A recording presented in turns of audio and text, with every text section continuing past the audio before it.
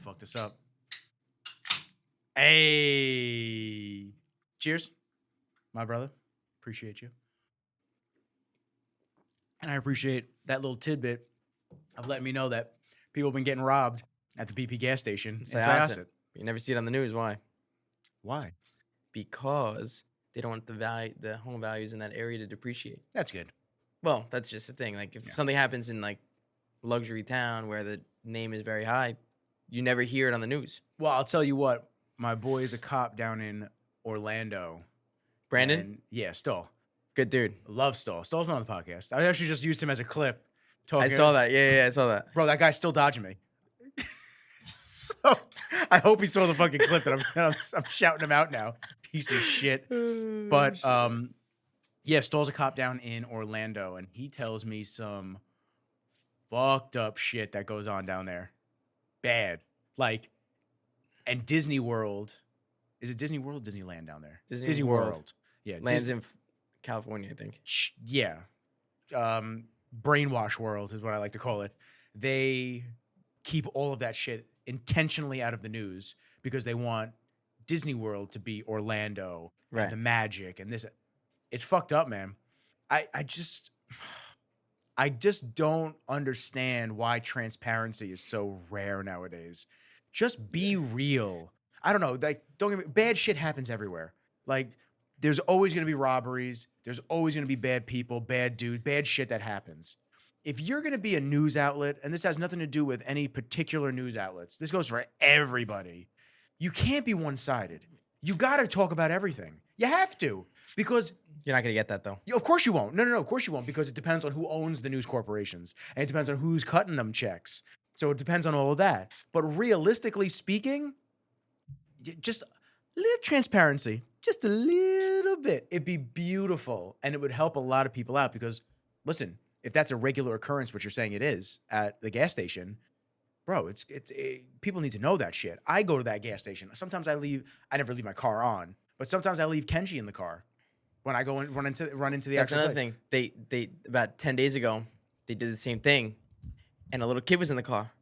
They realized half an exit away that there's a kid in the car. They turn around? No, they pull over on the LIE. They got it. They told them to get out on the HOV lane of the expressway. How old was the kid? I don't even know. I didn't find out, but all I know is a kid. They told the kid to get out of the car and stand on the side of the road. Bro, could you imagine like a fucking 7-year-old just stand on the LIE? On the HOV lane, bro. Not even on the side like where you could walk on they grass. weren't even courteous. They said, get out. Get the fuck out. Take your Pokemon with you.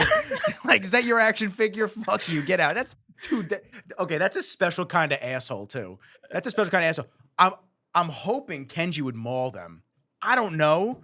It would have to be trial by fire. We'd have to just figure it out. And I don't want to even try. But I would hope that they would come into his space, realize he's in the back, and he would just show his teeth and they'd run. But I was talking to a friend of my mom's last night. We had a drink.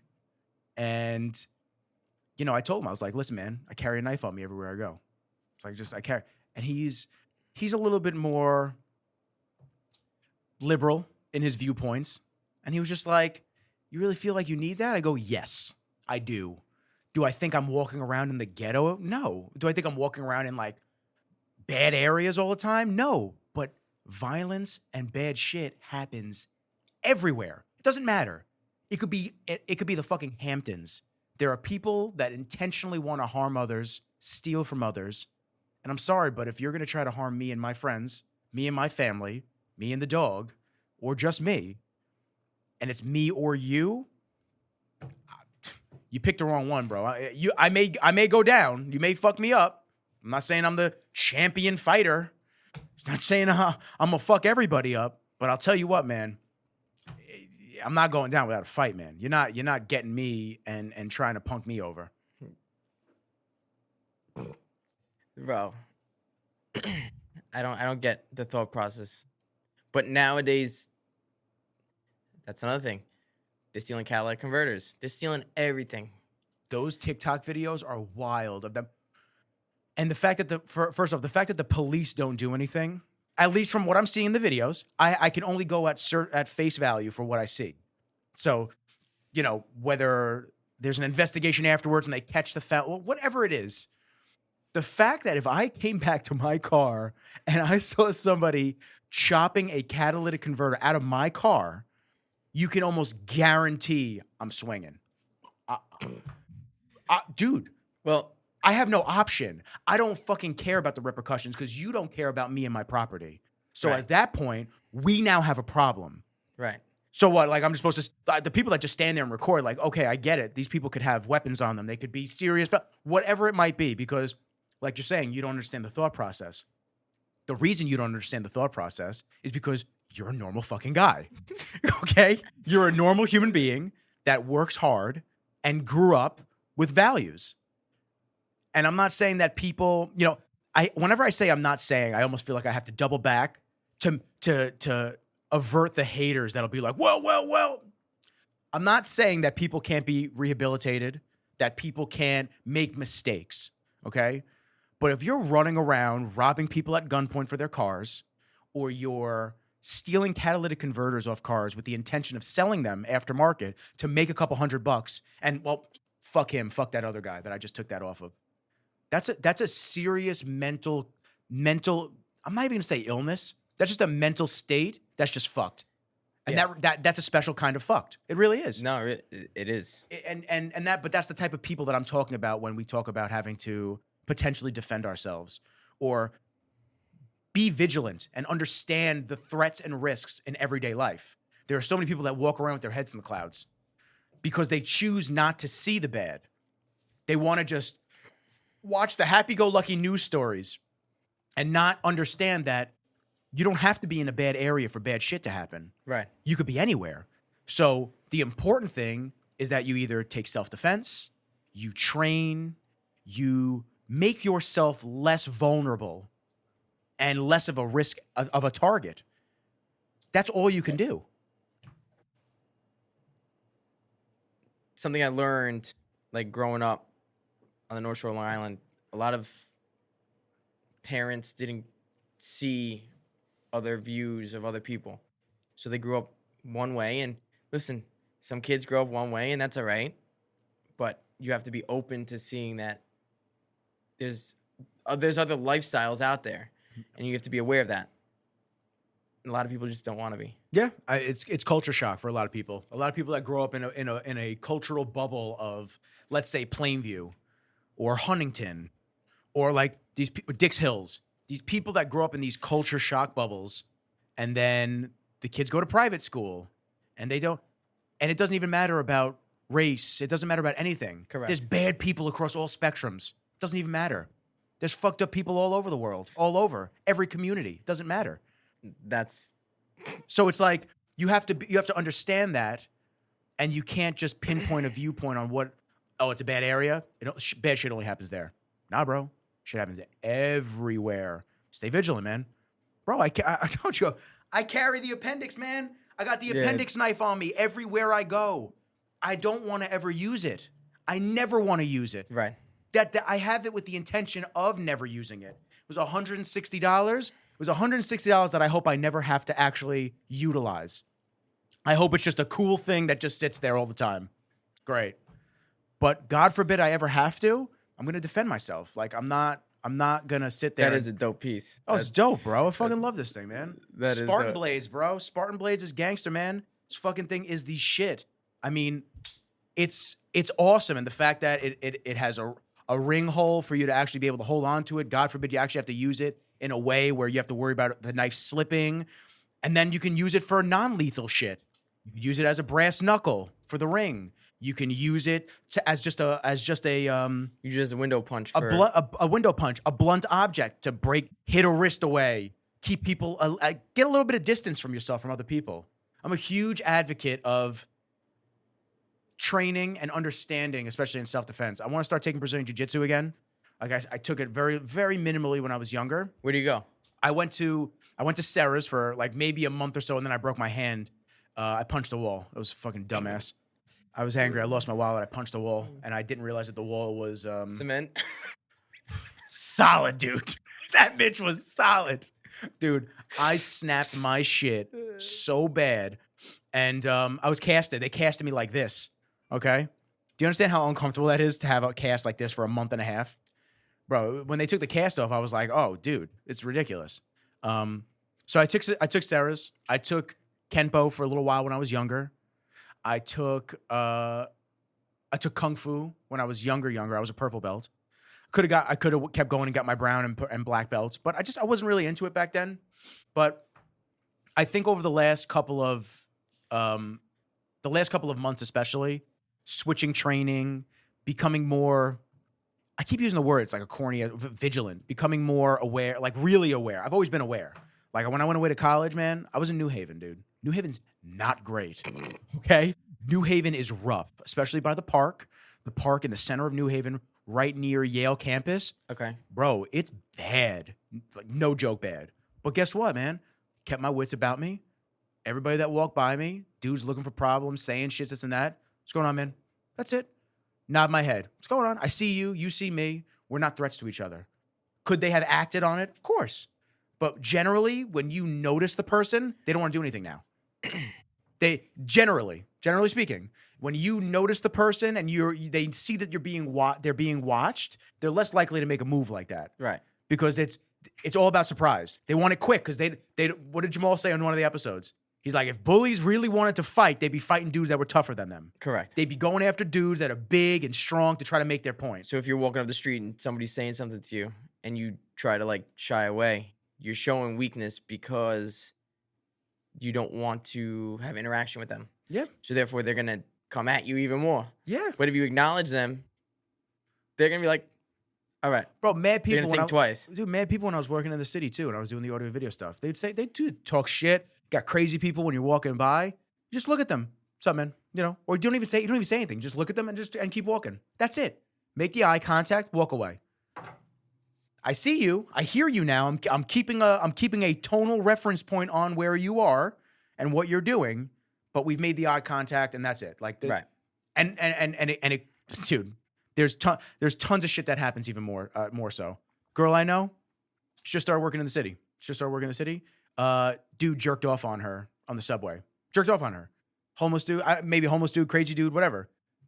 Actually cornered her and jerked off on her. And there were about, she said, 10 to 15 males that were just standing there. They were like disgusted that it was happening, but they didn't do anything.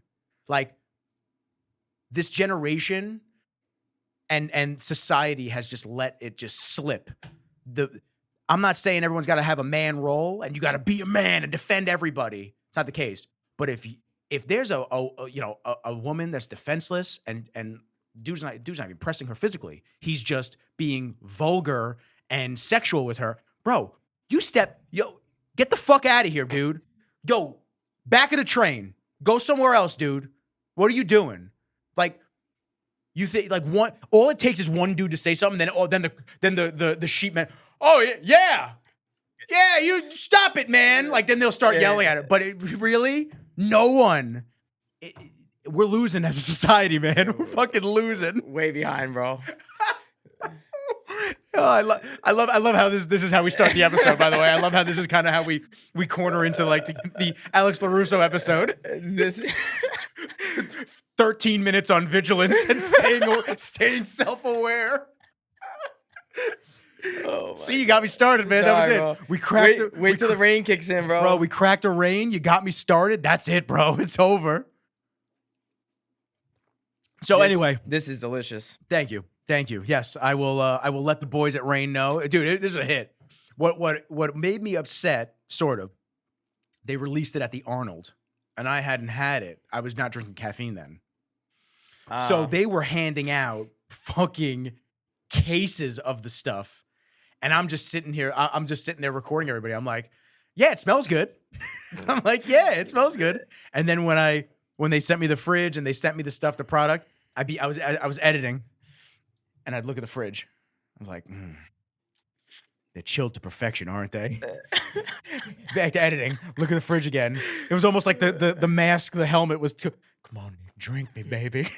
I was like, you know what? Fuck it. I cracked this thing. I went, oh, this is bananas. This tastes like somebody went to Stop and Shop, bought a rainbow sherbet bucket. They let it sit outside in the heat that we've had the past week. And all of a sudden they decided to put it in the refrigerator and drink it.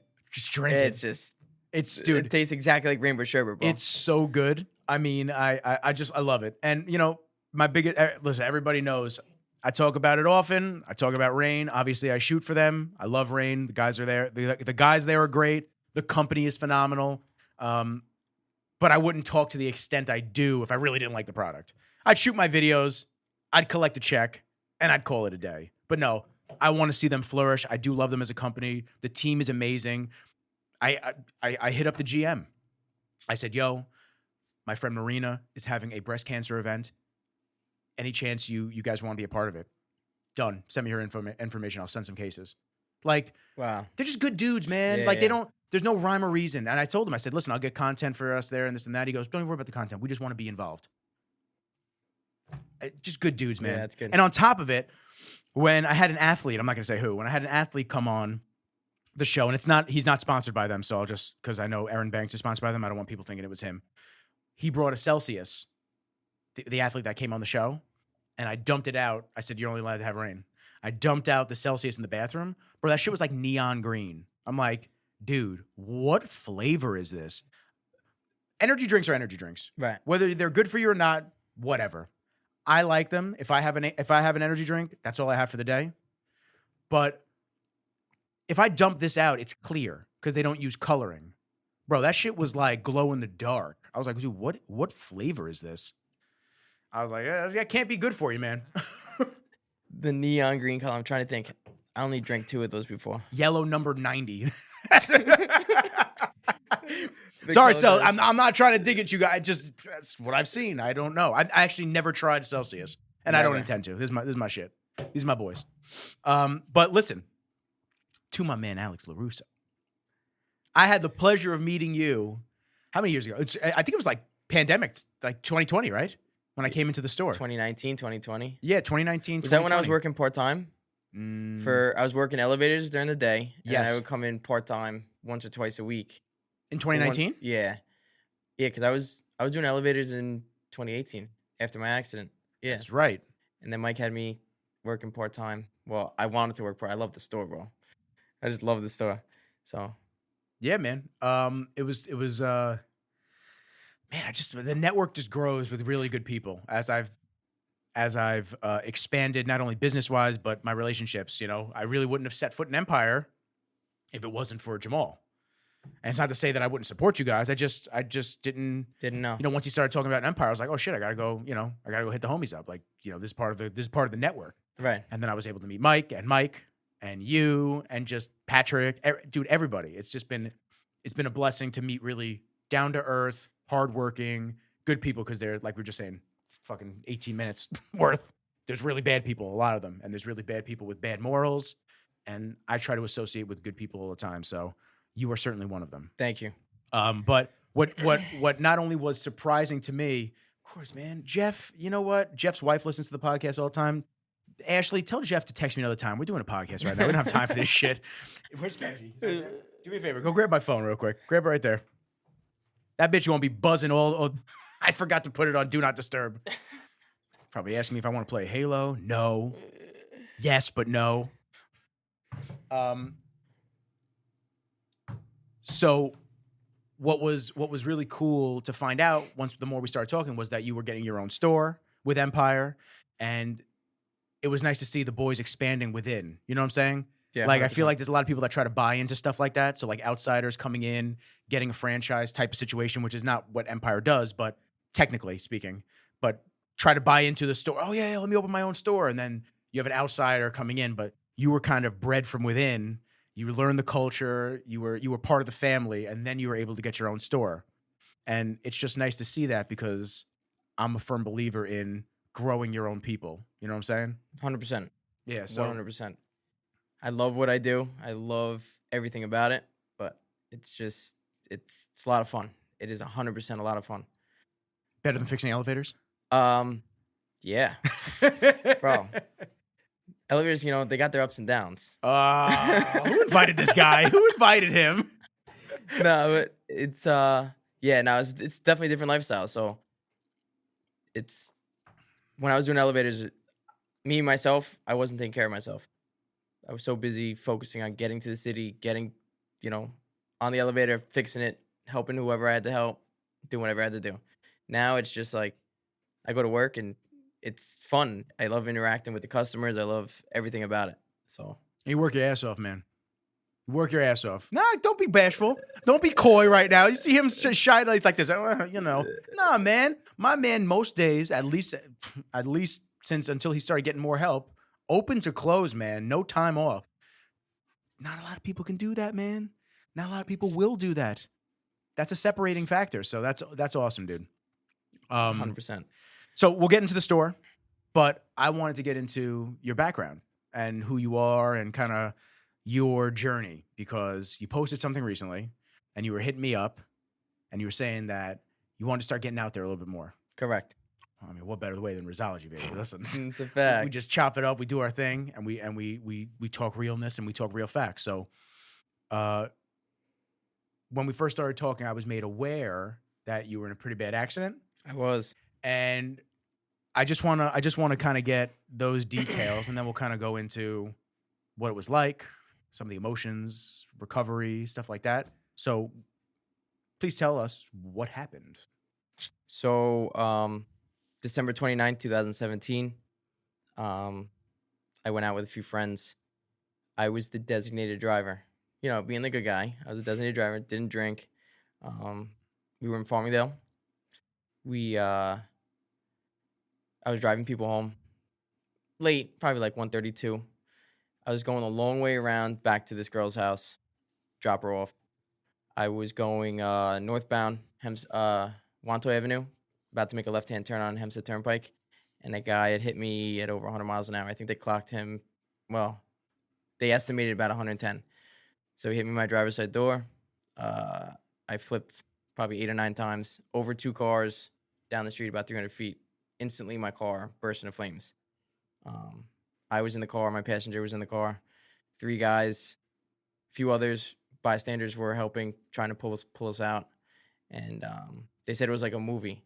They said they pulled me out. They were carrying me away, and then a piece of fire dropped into the cab of the car. One of the guys that was carrying me turned around, and he goes, "Yo, there's a girl in the car." They put me down. They went over, and they just ripped her out because they didn't know if the car was going to blow up or not. And they said it was like a movie. As soon as they pulled her out, they were about 3, 4, 5 feet away. The truck just went out, exploded. Brand new truck, bro. I didn't even have 1,000 miles on the truck. It was a brand new truck. Just got off the lot on December 8th of 2017. What type of truck? Dodge Ram. Saved my life. Dodge, send the check. And another truck for my Send man. the check. Yeah, send the check now. But yeah, no. So I remember the whole night that I was out. I was placed into a medical coma. They told my parents at the hospital that, you know, they should probably prepare to make arrangements at the funeral home. So what were the damages, like what were the injuries to you that caused the need to be put into a medical coma? So I had heavy swelling of the brain. I had blood on my brain. Were you wearing a seatbelt? I was wearing a seatbelt. In some of the pictures you could see on my neck, the seatbelt had caused bruising. Yeah, usually and it down. does. If there's a bad accident, there's usually bruising across the chest, Yep. neck. The girl in the car, her bones were sticking out all over the place. Ooh. So she had 6 or 7 surgeries. I'm not 100% sure. She has a plate from her throat to her shoulder. She has a plate in her foot and her shin. But yeah, it was crazy. It's just I don't remember anything until the first vivid memory I have is December 18th of 2018. So 18 days later is when I remember. They had woken me up from the medical coma like before that, but the first date I remember, the nurse was writing the date on my whiteboard. So you were coming too? A little bit. I was. So before you say the date before you talk about when you remember waking up, what was the last memory you have before you were put out? The last memory I have, I was dropping 2 people off. They had gotten out of the backseat of my car, my backseat of my truck, at their house, and they're saying goodbye to me. And the girl that was in the front seat said, "All right, we'll see you later." And I remember the guy was holding the door, but never. That's the last thing I remember. He's never shut it. And that was like 15 minutes before the accident. Damn. So the 15-minute gap of memory from the brain swelling and stuff like Right. that. Did they say that was actually from the extenuating injuries, or was Yeah. that so because what happens of? is when you go through a traumatic incident like that, your body shuts down. It erases It it. erases almost? a little bit. Gotcha. But I remember the whole night that I was out. I remember exactly where we were. I remember exactly the way I left the parking lot. I remember the exact route that I went to get home. But yeah, it was crazy. Yeah, I mean, listen, I've been in accidents before. I haven't been in an accident that bad. You know, my accident was a dude hitting me doing 80 from the side, and I blacked out, but I came to, and I don't have any memory loss of the actual situation. I just don't. I guess I do a little bit, but maybe it's not like 15 minutes worth. It's maybe a minute worth, Right. 30 seconds. Because I remember taking a left down the street. Guy had no headlights on, so I took a left, smashed into my car, and that's all I remember. I remember the sound of the metal hitting. That was it. And then I remember coming to, and I was in my car, and the car was flipped to the other, like not flipped over. It was just spun to the other side. So I remember that. And then I remember getting out of the car and just having extreme rage. 0 to 100. Real quick. Yeah, because I bought that fucking car with my own money. I was not thrilled. So I was like, okay, you didn't have headlights on, motherfucker. Like, I'm not very happy right now. So nowhere near, obviously, the magnitude of that. So coming to, you came out of, and how many days after that? The first date I vividly remember was January 18, 2018. The nurse was writing the date on my board. So it was almost a month. Yes, but I had been woken up earlier than that. Okay. So I wasn't in a coma that long, but I remember this is the first date that I vividly remember, and the nurse was writing the date on my board. I'm looking around the room, and it feels like when you're in a state like that, it's like it feels like a dream. You know those dreams that feel so real, but they're not. They're dreams. Yep. Well, this was like a real situation, but I wasn't. It felt like a dream, but I wasn't in the dream. I was in real life. So I'm like, yeah, you're writing the wrong date. She capped the marker. I'll never forget it. She capped the marker. She turned. She goes, "No, sweetheart, you've been sleeping." I looked around the room. I don't know the guy that's next to me. This isn't my. You had tubes and everything still? Not at this point. They took the tubes out. Well, I ripped them out myself. So I woke up from the coma. I was so aggressive. I ripped my IVs out. My catheter, pulled it out myself. Yeah. They had to put me in. How dare you be Bro. mean to that little dude down Bro. there, man? How dare you Bro, do that? they put me in restraints in the I'm hospital. I'm sure, Because man. I was so aggressive and I was doing things that I shouldn't have. I was Yeah. doing flips in the bed. That like, bro, what's wrong with this kid? Like, Hey, you disoriented, man. Correct. You didn't know where you were. You just your brain is on autopilot then, and you're just shut down. There's no logic. I'll tell you, coming out of the coma, I was like a newborn. I had to relearn how to walk again. I had to relearn how to talk again. I had to relearn how to use the left side of my body. Like, it was very weird for me. So when the nurse was capped the mark and she said, "No, sweetheart, you've been sleeping," and there's a man that I have no idea who it is to my left. And then I look to the right and there's He's in another bed. He's in another bed in Okay. the same room. I look to the right and I'm next to the window. But every window had pictures of me, my friends, my family, my mom, and my mom labels them mom, dad, brother, Matthew, brother, James, brother, Stephen. And I'm like, what the hell? So then I go to get out of the bed and she's like, no, sweetheart, you can't walk. I'm like, what? So I went to get out of the bed.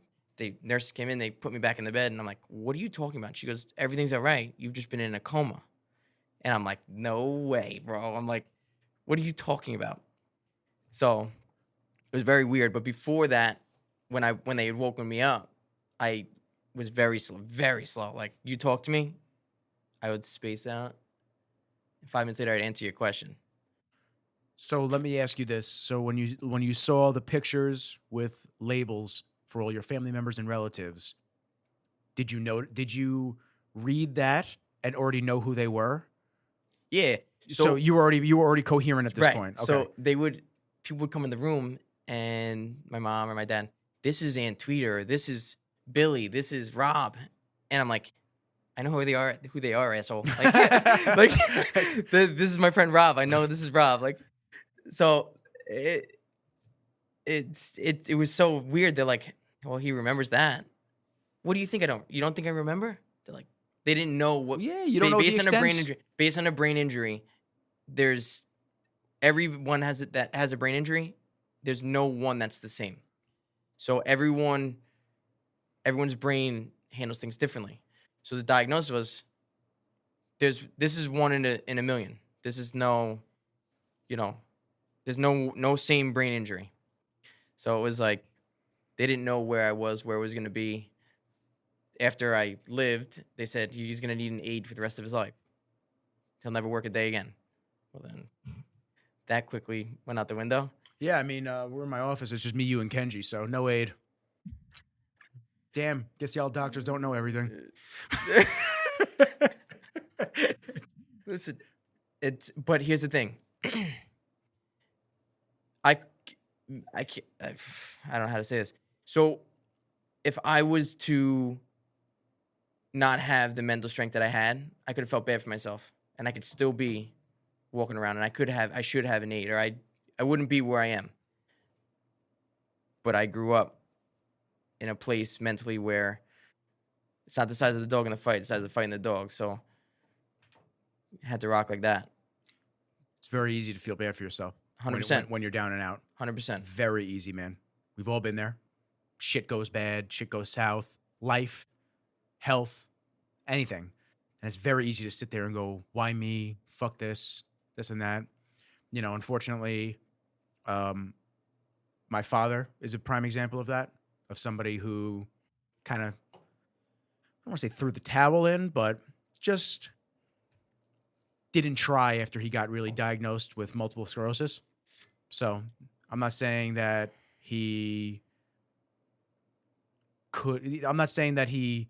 was as bad as the prognosis and everything that he was going through, but there's a lot of people that live with MS that are fine. Right. In terms of like athletic capabilities. And just like brain injuries, diseases are all different for every single person. Correct. So I'm not trying to throw shade. We have our differences. We don't speak now, whatever. But, you know, you get diagnosed with something, you either make that mental decision, and this is in life too. Am I going to better myself? Am I going to try to do everything in my power to either get better, get stronger, get back to what's normal? Or am I going to throw the towel in and just be like, well, fuck, I guess this is my fate. And there's a lot of people that choose option B and they just stay the same, and then they digress and they get worse. Right. So I want to rewind though. I want to go back to you having to relearn motor skills. So the nurse told you couldn't walk. Yeah. So what was it like then trying to actually do things? Like you said, your left side of your body didn't function well. Is that because of the brain injury? Yeah. So I lost my athletic ability. My balance was off. I mean, when I would go up and down stairs, I would go up 1, jump 3, or I'd go down 3, jump 1, and then jump off the bottom. Like, that's just the way I went up and down stairs. So when they had me relearning how to walk and everything, I was with a PT specialist, and next thing you know, I'm trying to do what I normally do, and I fell into the wall. She's like, "You can't do that." I'm like, "I'm sorry, but this is the way I know."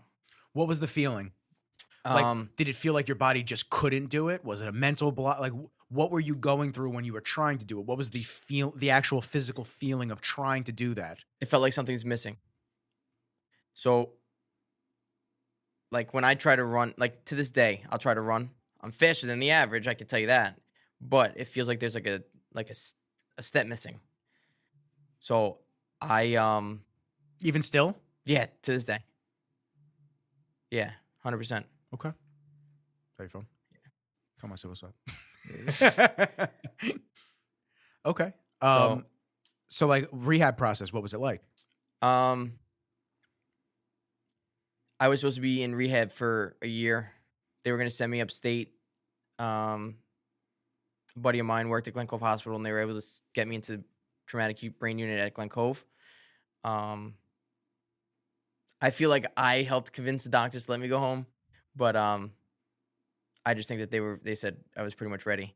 So at home, my dad put handlebars in the shower, make sure I didn't fall. They didn't know if I was gonna get dizzy or have seizures at any point.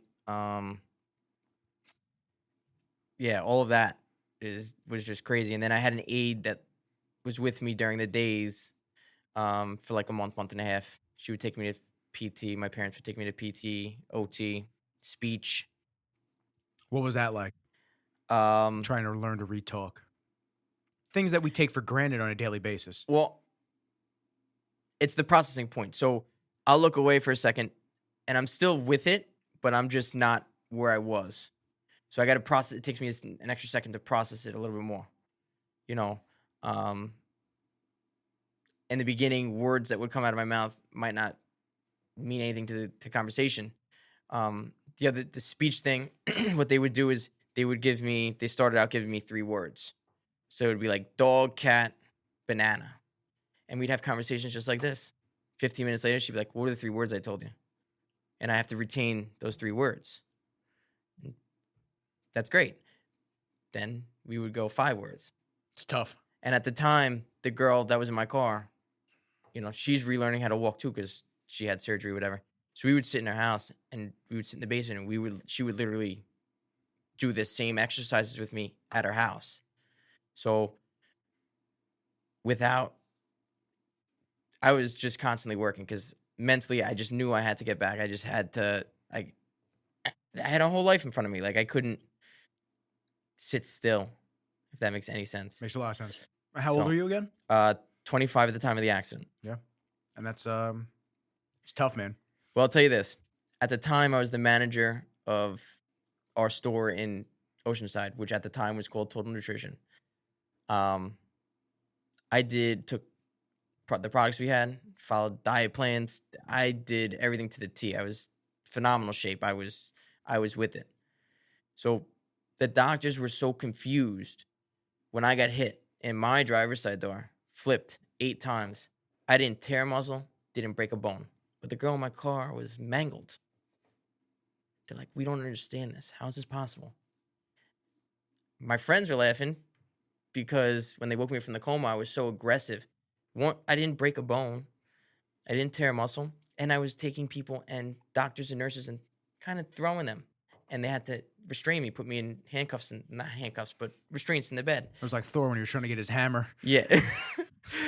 And then Thor won. They were like, how is this kid so strong? But at the time I was 160 pounds. I was benching 315 and I was there. Like I was strong. My friends were all laughing. It took them 6 people to hold me down at a time. So that's Kenji just getting comfortable. So my coach, it's funny that you bring that up. My coach I keep calling him my coach. He's my boy now. I don't, I'm fucking retired. My boy, who I call the mad scientist, he was in a pretty bad motorcycle accident, probably 2015, about a year after I started working with him. Okay. And the car hit him. The tire went over his head, but he had a helmet on. The tire went over his head, and I think one of the other tires went over his back. No broken bones, no nothing. He was fucked up, dude. He was fucked up, like bruising and horrible. They were amazed that he didn't break a bone or anything like that. And then one of his other people, they did body scans and this and that. They said his muscle tissue is what saved him. Like, wow. Yeah, the muscle, but that's the same for you too. Like, right. The increased muscle mass, muscle tissue actually acted as a armor and shield. Like, listen, if you got hit a little bit different, would you maybe have broken something or had really internal injuries, stuff like that? Maybe. Right. Who knows? The angle could have just been the right one to make sure that you didn't break anything. But still, that's training, physical fitness, exactly what we talked about in the beginning. 100%. Like, just it all helps. Correct. To be stronger, less of a target, and physically fit, allowing your body to just be stronger. Right. It's not as uncommon as you would think, where people that have more muscle mass train, cardio health is superior to somebody else. And although it's a horrific accident and you still get fucked up, it's not as bad as it could have been. Should have been. Correct. Would you not have been in that situation if you weren't training that way? Right. In great shape. So it's not as I hear about shit like this all the time, and every time I'm just like, this is why we train. Right, Like, it's not 100%. just to look good. It's overall optimal health. Correct. So, Everyday living, it's just, yeah, man. I think one of the biggest things that like irk me a little bit. I don't get annoyed easy. So like things that irk me that people will say, I'm so sorry that happened to you. And it bothers me because why are you sorry? It happened. Can't do anything about it. It's mentality to get you, your own mentality to get you out of that situation. I shouldn't be here, but I am. I'm thankful for it, by the way. Thank you. Thankful Thank you. for it. It's my man. I love him. But it's like, I go to the bar, people are like, can't believe you're, like, to this day, people go to the bar, they haven't seen me in 3-4 years. How you feeling? I feel great. I have a beer in my hand, or I'm standing there talking, having a full-on conversation with you. Man, I can't believe that happened to you. I'm so sorry. Like, you don't deserve that. Okay, well, I'm here now. It happened. So why are we dwelling on it? We're good. I'm blessed to be here. Like, the guy that hit me, no insurance. I got nothing out of the accident. People are like, man, you should have gotten mad money. No, I got my life. That's invaluable. You can't put a price on your life. So the fact that I'm able to go places, have conversation, be myself, you can't put a value on that. Yeah. I'm laughing because it's so true.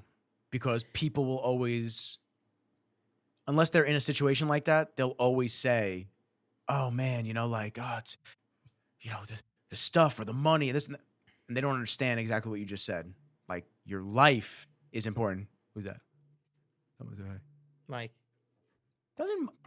He just wants to be on someone else's podcast so bad. Tell him he's gonna have his own episode. It's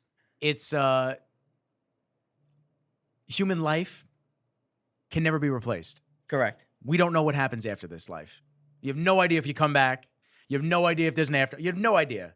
So you got to try to just, I got to remind myself all the time. You got to be in the moment.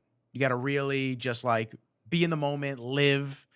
And if you get into some shit like that and you come out of it alive with your life, like you're saying, that's the gift right there, man. Right. 100%. Bro, you could have been in a coma for fucking months and they could have been like, okay, well, there's nothing we could do.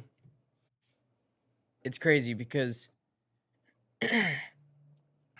accidents and little stuff that happen, I like kind of have an edge to, like, not an edge, like a taking to. So there was a girl involved in a car accident last July. The driver that hit them passed away. The kids in the car passed away. The Uber driver that was driving them passed away. She's the only one that lived. My mom, being the fact that she's a mom, took to that. So she, did what she could. She reached out. Right now, right after we opened Syosset, the girl that survived came out of the coma. The mom brought her to my shop. I met her. She was in a wheelchair. I talked to them for like an hour. On my birthday, June 15th, the mom was just coming by with the daughter. She is not in a wheelchair anymore. She's walking. So the fact that I could see that and just tell them it's, every day, you just got to strive every day. Just keep pushing every day. It's going to be hard. It's going to be hard, but you got to keep pushing. I tell them, I'm on texting basis with them. Like I text them, text the mom, the sister I'll reach out to. I mean, unfortunate acts. Like that accident last July was unfortunate. It happened out east. It was at the vineyards, right? Yeah, they were leaving the vineyards or wherever they were out east, and a kid was speeding and hit the Uber driver. And listen, it's just, that story is just, it hit Long Island because the two or three kids were lacrosse players in college. She was a nurse. How's she doing now? The mom updates me. Darlene updates me every once in a while, once every 2-3 weeks. She's doing well. She's doing better. It's a long road. Correct. 100%. So just without saying, without saying, it's a long road, Correct. and it takes time. And like you're saying, But the fact that they're able to come in the store and see me where I was in a similar situation as their daughter gives them hope. So being able to give them hope, give them light. They can see me, they see what I'm doing. They want to be a part of, I want to be a part of their journey, because by no means is it's always going to be uphill. Like to this day, I still battle uphill battles. People don't know because I don't express that, but there's every day is an uphill battle. So it was crazy. Like in the beginning when I was in my accident and I was making the recovery, I made a very fast recovery, being able to walk, because I was athletic. I took care of myself, so I made that fast everyday activity come back for the most part. I wasn't as quick-minded, in conversation, but I was able to. I saw that. Mhm. I wasn't quick-minded like in conversation. You couldn't tell if you weren't around me all the time, but I was getting there. My buddy just became a partner in an elevator company, and I was looking to work. I was working, at Empire part-time. I was looking to get into the union. He goes, "You ready to work?" I said, "Yeah, what the hell? I'll work." So I started working for him, and those days start in the city at 7 a.m., and I'm driving now. So the doctors told me I need like 8 to 10 hours of sleep a night, this and that. Get away from your phones. Your brain needs to rest. I'm allowed to work part-time. Well, now I just jumped into a business where physically strenuous, mentally stressful. I mean, you're on an elevator. It's moving parts all the time. Electric, high voltage. You're dealing with a whole building's worth of electric. I mean, and you're up high. So I just relearned how to walk. My balance issues are all jacked up. Like, now I'm doing elevators. Trial by fire. My buddy, my best friend in the world, he literally watched me for a little while, and he just made sure that, I was working. But I didn't want to oversleep in the morning. So for 2.5 years, I slept in a recliner, a chair, because I would get home late. I would shower. I would sit in the chair. I'd sleep for 3-4 hours. When my alarm went off, I sprung up, got dressed, went right back to work. And it was like, I shouldn't have been doing that. But then I was. And then I left his company for a little bit, and I went to another company. Now, I'm not inside the elevator anymore doing 7, 8-stop buildings. I'm on the side of skyscrapers, bro. Like 80 stories in the air. And now my buddy's not supervising me anymore. I'm in a harness. I'm wearing a retractable. If I'm 6 feet from the edge, we were on floating platforms in the middle of Manhattan. Like, I shouldn't have been doing that. Like, people shouldn't be doing that. I shouldn't have been doing that. So one day, I'll never forget it, my first week, I get to the job. They bring me up to like the 82nd, 83rd floor. They bring me out on the platform. First time. I'm like, yo, this is high. We're overlooking the Brooklyn Bridge. We could see the tops of buildings all over the place. All of a sudden, I hear a helicopter. So I weasel my way on the side of the building, go to the edge, like where I'm holding the beam, and I'm looking up like this. They're like, my first name's John. So they're like, "Johnny, what are you doing?" And I'm like, "The helicopter, it sounds really close. I'm looking up." They're like, "Yeah, look down." And there's a helicopter going by down below. And I'm like, holy shit, that's how high we are. Bro, I was scared of heights. Not anymore. Like, I'll tell you that Trial by much. fire, man. 100%. And then one time I took the lifeline off somebody's back, but I left their lanyard on the lifeline. Goes up. It goes up like a floor and a half. And they're like, "Where's the line?" And all the guys point up. And the foreman says, "Who did it?" And all the guys point at me. They're like, "The new kid, Johnny." And they're like, "All right, kid, climb." I said, "What?" They said, "You got to climb the side of the building, holding onto like one pipe, climb like a ladder, and go up and grab it." I said, "I got to climb a floor and a half on like the 72nd floor." I said, "No shot in hell." They said, "You don't want to do it? Get the fuck in the elevator, go down, get your shit, and don't ever come back." And I'm like, I guess I'm climbing. I guess I've turned into a mountain climber today. When I got it, I came down. Everyone's clapping, like, "Yeah, the kid did it." And the foreman says to me, he goes, "All right, Johnny, go home to your little girlfriend and tell you were Spider-Man today." And I was like, all right.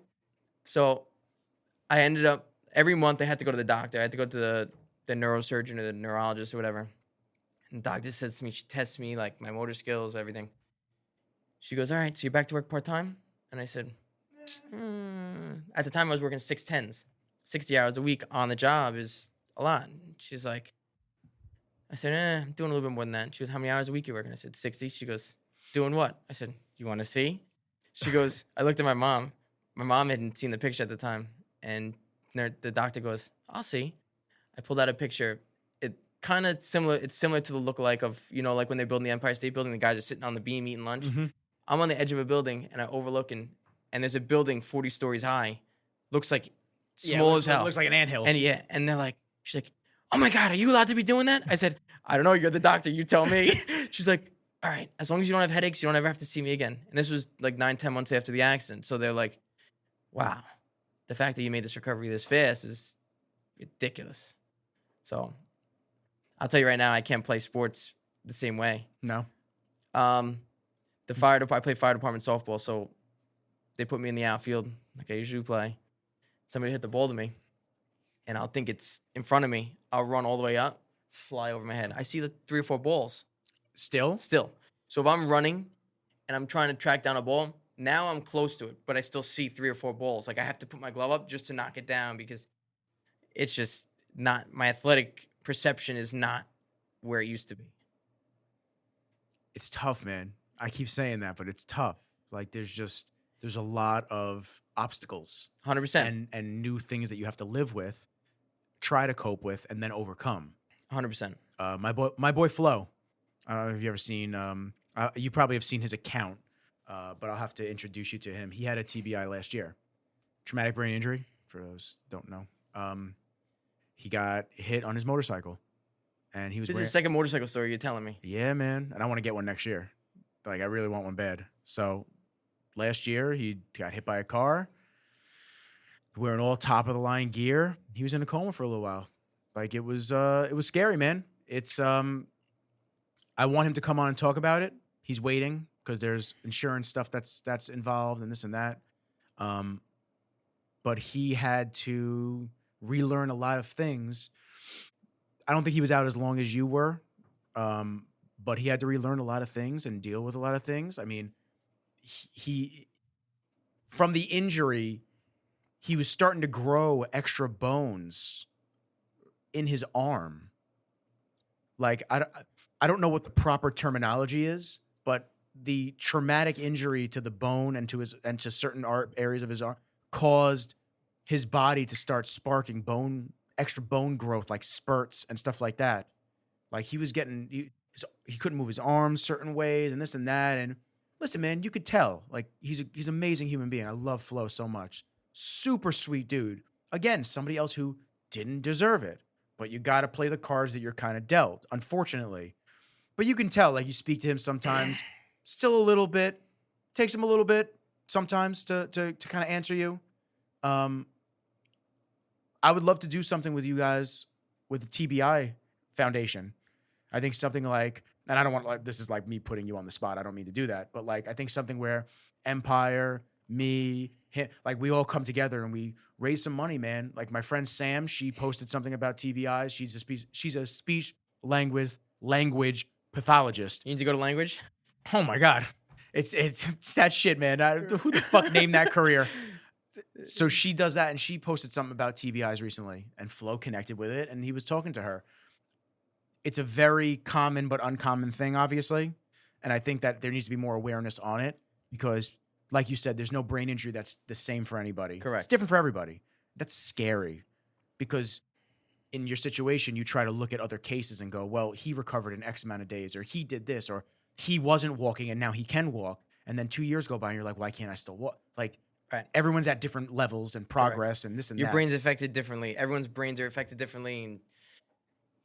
And that young girl is going through the same shit. Same, but different. So correct. I think something where we all come together and we bring awareness to that, besides this podcast, which is huge. I think something where we all come together and we do something for a foundation or raising money or raising awareness or helping people that are going through something like that. I think that's huge. That's important. I've learned over the years to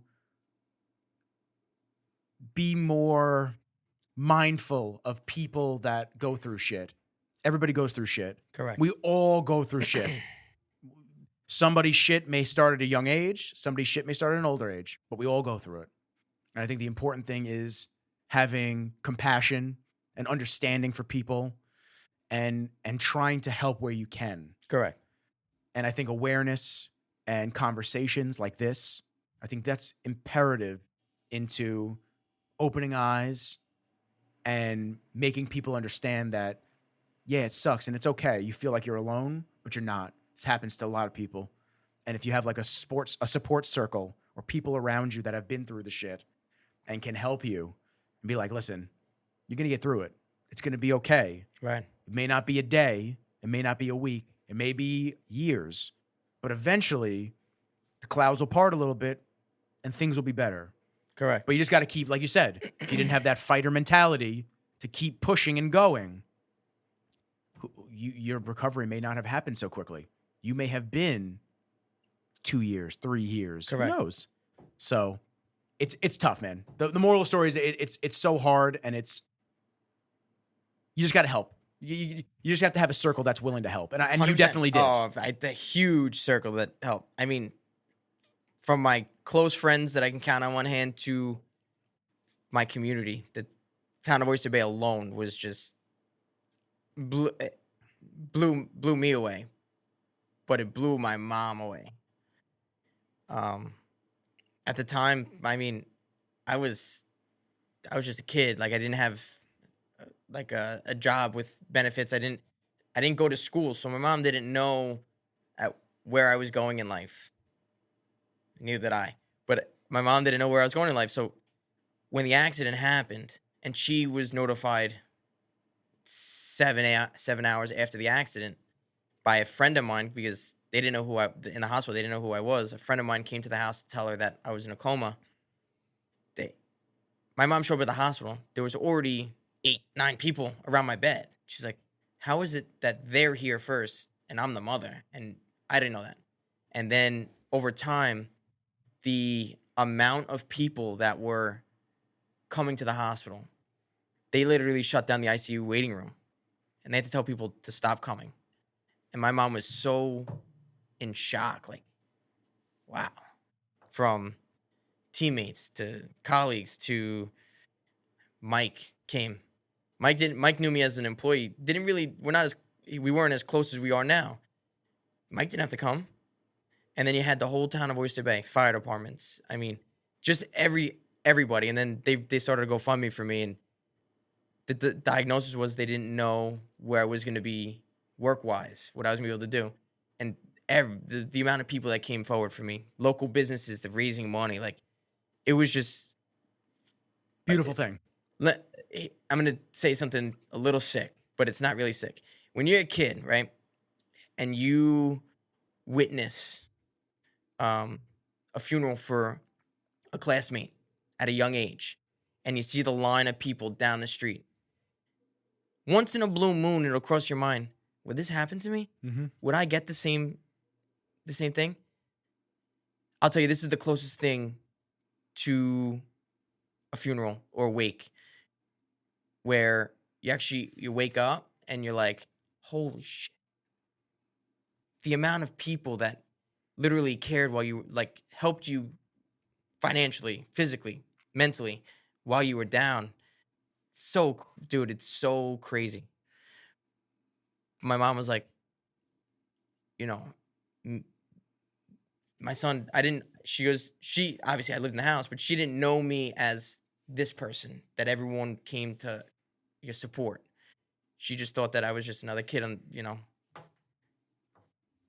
just doing his thing. Like, she couldn't believe the amount of support that we got, from, all the way to her schools, the school districts. I mean, everybody was supporting me, and it was just, it blew her away, blew me away, blew my parents, the whole family. It blew everybody away. Like, it was just, I'm speechless at it. Like, I can't thank people enough. And I'm always trying to give back. I'm always trying to help people, give back to them. And I, there's so many people that gave to me that I don't even know.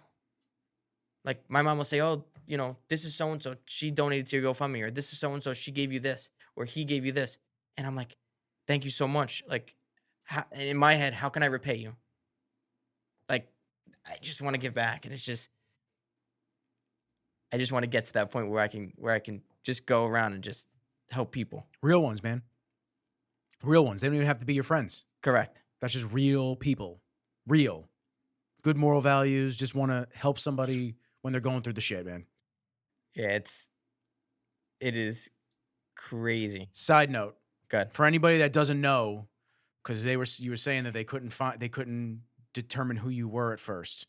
So for anybody that doesn't know, if they try to open up your phone, you need to go into the health app and put all the emergency contact information in there. Because what happens is, I'm gonna teach all y'all something. I don't know if you can see this on the camera, but if they try to unlock your phone and they can't get in, on the bottom left corner, there's an emergency button. And if they hit that emergency button, there's a medical ID on the bottom left corner that you fill out. Okay? And that medical ID will show the person that's looking at it who you are, your picture that you determine. It'll show you how old, if you're an organ donor. It'll also show sharing emergency calls and lock screen, weight, height, and your emergency contacts right there for them to call without having to unlock your phone. Wow. Okay? So I implore everybody to fill out the medical ID form on their iPhone. I'm sure Android has something else, but that is huge. Because I'm getting chills, man, because I'm thinking of people that get into horrific accidents and they can't determine the face of the person. Well, and I'm thinking of my mom, who would be distraught if she didn't know that I was in an accident, and 7 hours, 8 hours, 10 hours, day goes by, and she has no idea that I'm in the hospital. That's important. Medical ID on iPhone. I don't know what it's called on Android.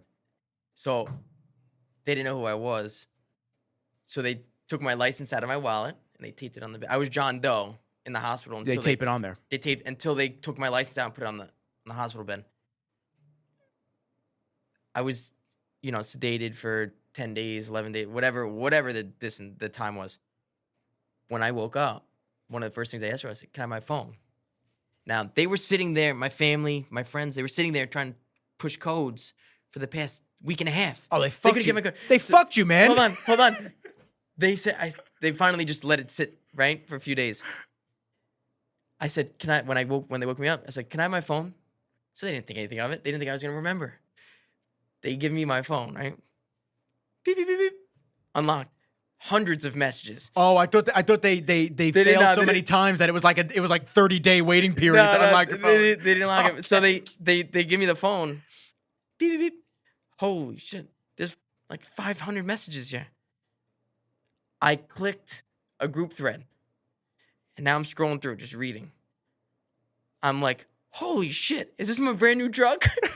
And it's like pictures of the truck like crunched and like the news articles and News 12. And I'm like, is this my truck? They're like, oh shit. He's up. They're like, he's up. Grab the phone. No more phone for a while. Because they didn't tell me that that I was in an accident. They just gave me my phone. They didn't even know that I was gonna be able to unlock it. Yeah. I didn't remember anything at the time. But yeah, they said that was funny as hell. Oh, I'm sure. I'm sure, man. Let's fast forward now. Okay. Empire Nutrition. So you're obviously working your ass off at Empire, and there's an opportunity to now open a store in a location that you guys were determining. Yeah. So in 2017, when I was working for Mike as a manager in Oceanside, I was like, yo, this is a far drive. It's an hour and 10 minutes from my house, 45 minutes, depending on the day. I'm like, yo, Mike, let's just open up North Shore.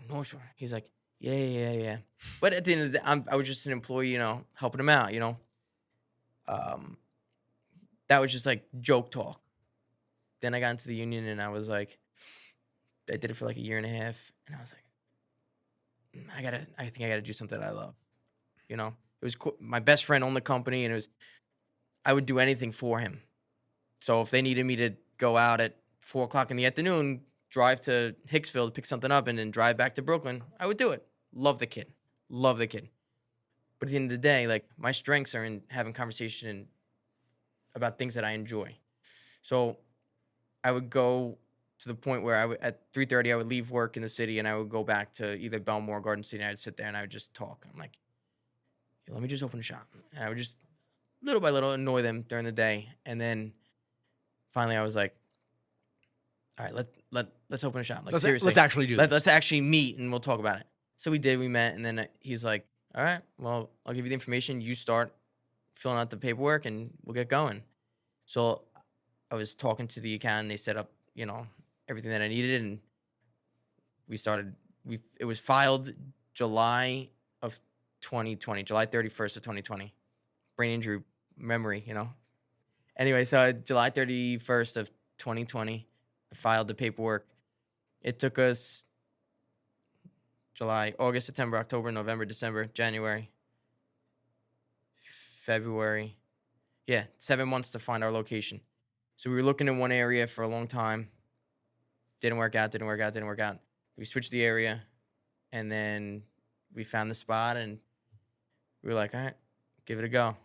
And it took a while to get it 13 up months. and running. Yeah, 13 months. My man was stressed. I'd see him every day. I'm like, how's the shop coming? He's like, don't fucking talk to me about it. I was like, all right, I'll take that shake over there. I'll take the cake shake. I won't ask you about I'll it. make the cake shake for you. Yeah. Fuck these motherfucking contractors. Nah, they were good. It was just, in the middle, I'll tell you right now, in the middle of the pandemic, it was the most difficult thing. For me to leave a steady union job, benefits for, 401k, annuities, a steady paycheck every week, to leave to go gamble on myself. Betting on yourself. But during COVID, when everything was shut down, who knew what was happening in this country? Nobody knew. But I took a leap of faith at probably the worst time. Inflation, prices were going up. Prices of wood was double, triple, quadrupling in price. Like, things were just left and right. People couldn't work because they had COVID. People couldn't do this. People couldn't do that. So everything was delayed. So it was like getting inspections done. The office couldn't do it because they needed certain things done, or they showed up and you didn't have a mask on, and then you had to go run around the fucking shopping center, go find a mask because that person wasn't allowed in your unit unless you had a mask. I mean, everything was crazy. But then we finally got going, and we're here, we're open, I have fun every day. I know you do. So I know you do. I love it. I'm there, The damn mayor, man. Everybody comes in there chopping it up. I come in there, I hang out. You try to sell me mass amounts of CMOS. CMOS. You want to try CMOS? All right, I'll try some, Alex. Goddamn, man. Yo, CMOS is phenomenal for you. I'll tell you It right now. is. Dude. I'm not debating it. Shout out Kenny, Nature's Nectar, because once we got that in and he was there on our grand opening day, he was sampling out his shots, his CMOS. Good dude, man. Bro. Very nice guy. Good product. He's got backyard barbecue over in Freeport on the Mile. I mean, he's got his CMOS is a hit, bro. I'm telling you right now. I don't know what to tell you. Does anybody see how excited my man gets when he talks about CMOS? I'll get out of the seat. I'll talk about CMOS all day. I'll go to random places and the conversation will just go little by little, and then all of a sudden, oh, you have a back issue? I got something for that. CMOS anti-inflammation. They're like, what is CMOS? So can the CMOS fix my butt issue? Probably. Okay, so I'm just gonna start hair, skin, nails. It'll fix it. Everything. Well, I don't need my nails to get any longer, man. This shit gets like, all of a sudden, I feel like I go to sleep and I wake up the next morning, I'm like a werewolf. I'm like, what the hell? Why are these growing so much? That's funny as hell. But listen, you're passionate about it. That's what the difference is. You're passionate about it. You love it. Just like we were talking earlier about like rain and stuff at the shop. Like, you want to push things that you love. Right. That's what it's all about. Like, if you're pushing shit that you're not passionate about, the sales will never come. Like, people know that you're bullshitting. Like, it's not, but because you know the effects of things and you research and you try to bring new things and exciting things into the shop, that's what a business owner is supposed to do. Right. So you're doing exactly what you're supposed to be doing. And listen, man, you're a successful entrepreneur. You're doing your thing. I love seeing it. I love trying to send people to you guys. You got the meals, you got all the supplements, you got the smoothie, you got the juice bar. What was the juice I love? AMG. That was a good one. There was another one though. Sour Patch Kid. No. Ultimate Orange. Ultimate Orange. Yeah. My shit, man. The Ultimate Orange was delicious. You guys are a one-stop shop for a lot of things. And it's coming from a GNC or a vitamin shop, You know what I'm saying? Like it's a real feel to go to a shop like Empire. Right. Talk to you guys. Just be like, what do you guys recommend? This is what we've experienced. Like really. Like you're not getting commission on the products that Correct. you sell. Okay, yeah, you're the owner of the shop, but like doesn't matter. It's like you're literally pitching things that you guys try supplements, you guys try things, and then you say, oh, this is what our experience was with this. Right. We like this protein powder because it tastes better than this one, or whatever it is. You're giving actual real world recommendations instead of some fucking kid going, yeah, the Optimum Nutrition is the best protein. You know, this protein bar is great. You know what I'm saying? Right. It's an actual shop that people come in, they hang out, they talk to you. Here's the thing, and if someone walks through your door, right, they're there looking for advice. They're looking for your opinion, because if they knew exactly what they wanted, they'd go on Amazon.com and they'd buy it to be at the house the next day. And they wouldn't waste the gas, their time, or their money coming to your store. They want to hear what you have to tell them. So every time somebody comes in the store, I just love telling people about different things. Whatever product they're looking at, great. I'll show you something else too. And they're like, well, what does that do? Well, let me teach you about it. Let me just explain it to you. And next thing you know, they leave with it. They come back like 3 days later. Yo, that was amazing. I had a kid just message me yesterday. I put him on C Block from Condemned. And he texted me. He's like, bro, I feel amazing. He goes, and the flavoring is it's delicious. He's like, thank you for the recommendation. I'm like, this is why I opened a shop. Like, I don't want to just give you something where you never come back. I want you to come back all the time. So I want you to. I want that to be my repeat business, but repeat business because I helped you. Correct. And it was authentic. And it feels good when you help somebody either lose weight, gain muscle, and especially over time, like you watch them shape. So it's like that caveman picture where you watch like how we were monkeys at one point and then we have developed into men. It's the same thing. Like people walk into your shop on a Monday. Well, 3 Mondays from now, they look different. They look, leaner, or they look less heavy, or they look, their shirts fit different, or they're, just the way that it just makes you feel good because you know what you're doing for them is working. And that, hands down, you can't beat it because you know what? Their energy changes when they feel good. They come in, they're happy. They love being in your shop now. It becomes like now they're there every day. Or instead of once every 2 weeks, they're there once a week. And it just feels good. They just love, they pick things up off the shelf. They're like, oh, what does this do? Great, I'll try it. Because why? Because the first time you got them to do something, it worked. So they're going to take your recommendation. It's a good feeling helping people. And that's kind of what the theme of this episode is, just lending a helping hand. 100%. It's just, it's about helping your fellow person, human, I think people are, with the wave of social media and the wave of like influencers and stuff like that, just people just always pushing shit to you. I feel like everyone and ads and everyone's just getting sold all the time. Right. And I feel like most people look at somebody that owns a business like me or you, and they think, without getting to know us, they think we look at them as dollar signs.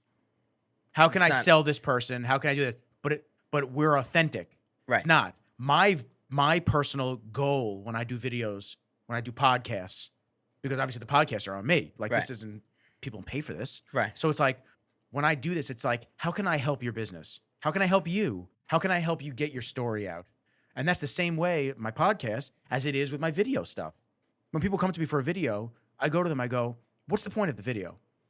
What emotion are we trying to invoke? What is the end goal? Because if it's just to make a video, I'm the wrong guy. Like we have to have a real reason and something that's going to be, you want to raise awareness for TBIs. You want to bring business into your shop.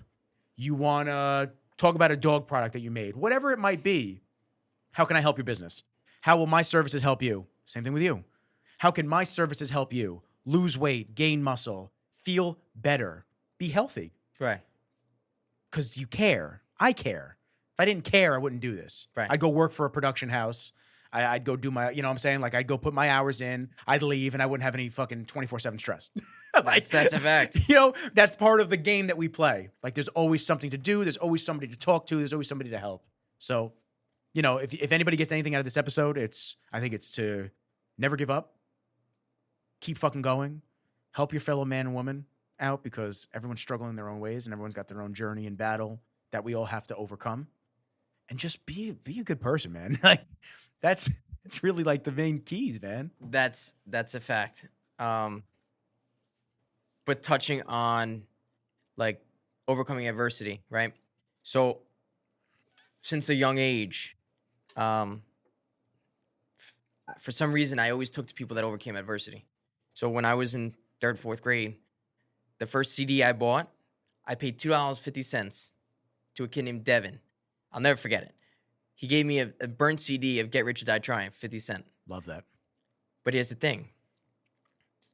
Why did I take to 50 Cent so much? Well, he went through adversity. I didn't realize that this was going on in my head, but I took people that went through adversity. When I got to high school, I thought about Eric Thomas, E.T. the Preacher. Mm-hmm. He went through adversity. He lived on the streets. He ate garbage. Were his meals because he had nothing. But in 2009, 10, I learned about a guy named Inky Johnson. Inky Johnson came from nothing to a top 10 draft pick out of the University of Tennessee. Inky Johnson was playing Air Force. All he had to do was play 10 games. He was drafted multimillionaire, set for life. He was playing Air Force 2nd or 3rd game of the season, his senior year. He dropped back to make a routine play with 1:30 left in the game. He hit the dude on the sideline, and he went out cold. He ruptured the clavien artery in his chest. The doctors on the field said, this man doesn't have a pulse. He's dead. He's conscious, but this guy's going to die. They didn't know that he ruptured the clavien artery. They just didn't know he just didn't have a pulse.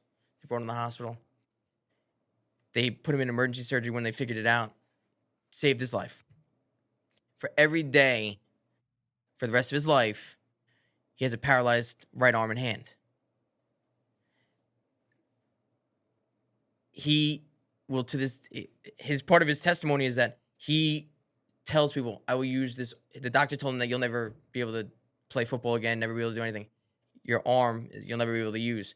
And he told the doctor, he goes, every day for the rest of my life, I will use my arm and this hand every day for the rest of my life. And he's probably the #1 motivational speaker in the world right now. He is, hands down, probably one of the main reasons why I am where I am. And another guy from Long Island, he's a cop, Suffolk County Police, Matthias Ferrara. His story is phenomenal. I don't know if you know him ever. So he was a Marine in Iraq. He jumped off a building, the top of a building, don't know how high it was, to go pick up gear, bring it back up to his guys on the roof. He landed an IED. He blew off both his legs. His recovery and who he is today, I follow him since he became a cop. Like, his story is phenomenal. That's right. You mentioned him to me in the shop. Yep. He is the first double amputee police officer in the country. Like, you're going to tell me that these guys can do that? I use them as motivation to get where I am today. Because if they can do that, I can do this. So that's like a mental thing that I was able to break through. And it's like an underdog. My whole life I've been an underdog. Undersized, not good enough, or I've always played the underdog role because I was the underdog. I played minor league football, smallest guy on the field. We won back-to-back championships. I mean, I played my role. And now I played that same role in my life. Like, I fought for my life. I fought for where I am from the underdog side. So a lot of people look at me, they're like, oh, yeah, well, you were put in a good situation. I was not put in a good situation. I wasn't given an inheritance with a lot of money. My parents are both alive. Like, yeah, people raised money for me, but all that went to doctors' appointments. I had to pay my aide to drive me. You think I bought a new McLaren with that money? Like, yeah, I don't know. So it's so crazy, dude. Well, I'm glad that I met you, and I'm glad that you're good. I would have definitely donated to you. I'm very happy, man. Thanks, my man. You're the shit. I love you. Plug yourself. Plug the store. where can people talk to you if they want to reach out? Just give them your Instagram handle. Obviously, Empire Nutrition Syosset. Yeah, we all follow the main page. So if you follow Empire Syosset, follow the main page, Empire Nutrition LI. That's where all of our content comes out. Syosset is just open so that we can communicate with our immediate customers from the area. So everything that we post Empire Nutrition wise is through the Empire Nutrition LI page. Cool. And then what's yours? My name is _Alex LoRusso, LORUSSO. Dude, I appreciate you coming by, drinking my reins with me, Phenomenal. chopping it up, hanging out with Kenji. You got an amazing story, and I'm sure that people listening are gonna not only be inspired, but just have some more understanding for some of the shit that can just happen in the blink of an eye.